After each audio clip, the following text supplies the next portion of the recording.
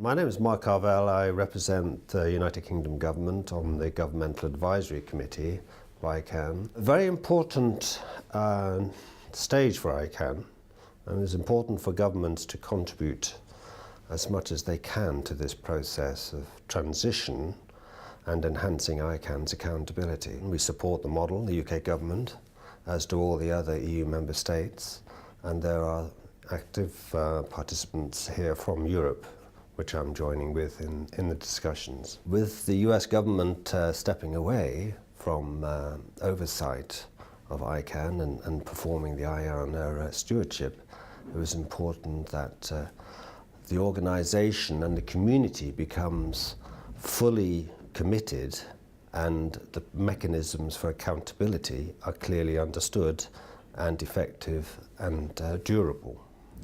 It's important for the cross-community discussions to identify what additional safeguards and mechanisms are required.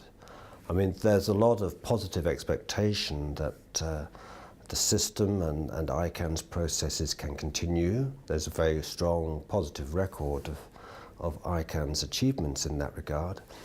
But there is this concern that there may be vulnerabilities, possible capture by particular interests, which needed to be headed off and processes to be in place to prevent that, to ensure that all the stakeholders' interests are served equitably and comprehensively and inclusively.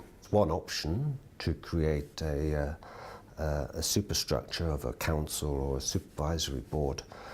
We will look at it. I think it's too early to say yet whether this is the right solution, and there are a lot of questions related to it that need to be bottomed out. How would it be composed? How would governments, for example, contribute to that body's activities, given that individual GAC representatives don't ordinarily represent the whole of the government community. The GAC is now 140 plus government, so how would we ensure effective engagement in such a body if it were to be created, representing governments and the public interest? That's quite a difficult challenge, and I think we would need to look carefully at how we could do that. The history of the GAC is that it's an advisory body. It's not one that contributes to central decisions. We advise the board. So it will be a change in the role of the GAC, I think, if we were to contribute to that kind of supervisory body or council or whatever it is.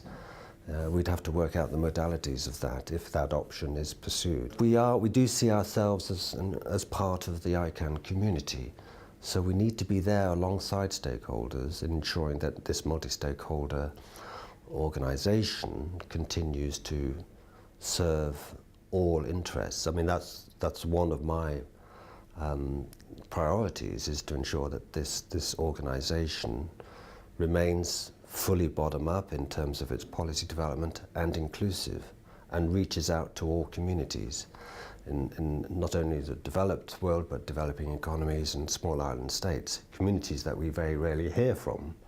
And that's one concern I have, that this transitional phase for ICANN does secure that outreach to all communities so that their voices are heard and that they are respected in developing the mechanisms and in the actual implementation of the mechanisms.